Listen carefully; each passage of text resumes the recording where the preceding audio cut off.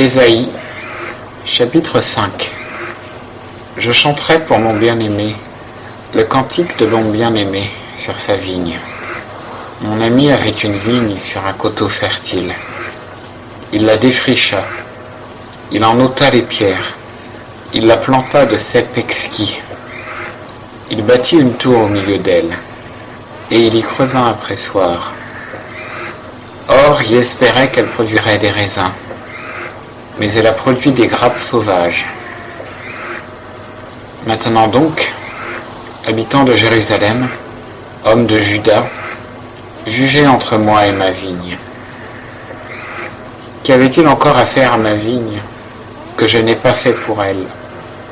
Pourquoi, quand j'espérais qu'elle produirait des raisins, a-t-elle produit des grappes sauvages?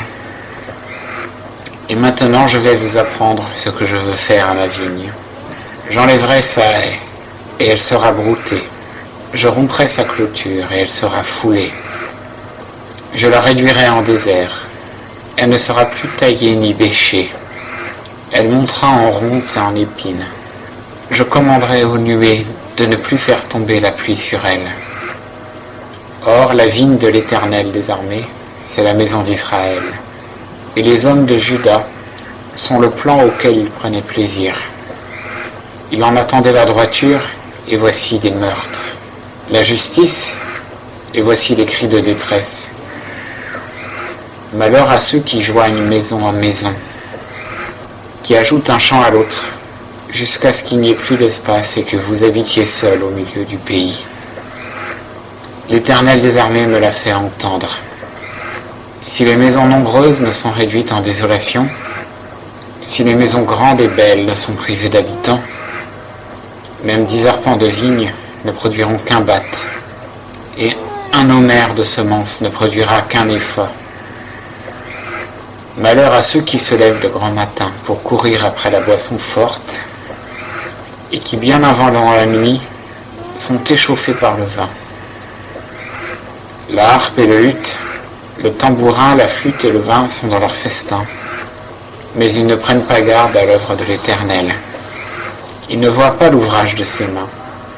C'est pourquoi mon peuple sera emmené captif, faute de connaissance. Sa noblesse mourra de faim. Son peuple languira de soif. C'est pourquoi le sépulcre s'est élargi. Il ouvre sa gueule sans mesure. La magnificence de Jérusalem y descend.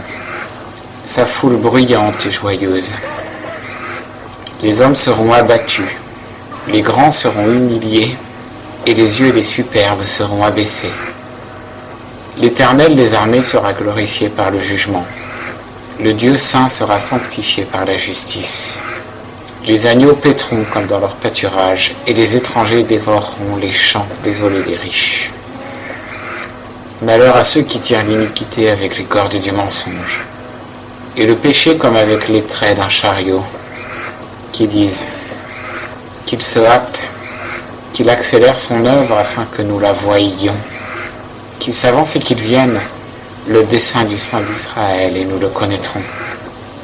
Malheur à ceux qui appellent le mal bien et le bien mal, qui font des ténèbres la lumière, et de la lumière les ténèbres, qui font l'amer doux et le doux amer. Malheur à ceux qui sont sages à leurs yeux et intelligents à leur propre jugement. Malheur à ceux qui sont forts pour boire le vin et vaillants pour mêler la boisson forte, qui justifient le coupable pour un présent et ravissent au juste leurs droits. Aussi, comme le feu dévore le chaume et comme la flamme consume l'herbe sèche, leur racine tombera en pourriture et leur fleur s'en ira en poussière. Car ils ont rejeté la loi de l'Éternel des armées. Ils ont méprisé la parole du Saint d'Israël. Aussi la colère de l'Éternel s'embrase contre son peuple. Il étend la main sur lui, il le frappe, et les montagnes en tremblent. Leurs cadavres sont comme le fumier au milieu des rues. Malgré tout cela, sa colère ne s'arrête pas, et sa main est toujours étendue. Il élève une bannière vers les peuples éloignés. Il siffle pour en appeler un du bout de la terre. Et voici, rapide et prompt, il arrive. Nul n'est fatigué, nul ne chancelle, nul ne sommeille ni ne dort. Nul n'a la ceinture de ses reins déliée, ni la courroie de ses souliers rompus. Ses flèches sont aiguës, tous ses arcs sont tendus.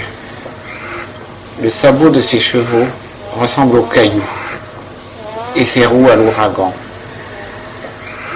Il a le rugissement de la lionne. Il rugit comme les lionceaux. Il gronde et saisit la proie. Il l'emporte et nul ne la sauve. En ce jour-là, il grondera contre Juda, comme gronde la mer. Qu'on regarde vers la terre. Voici les ténèbres et l'angoisse. La lumière est obscurcie par les nuées.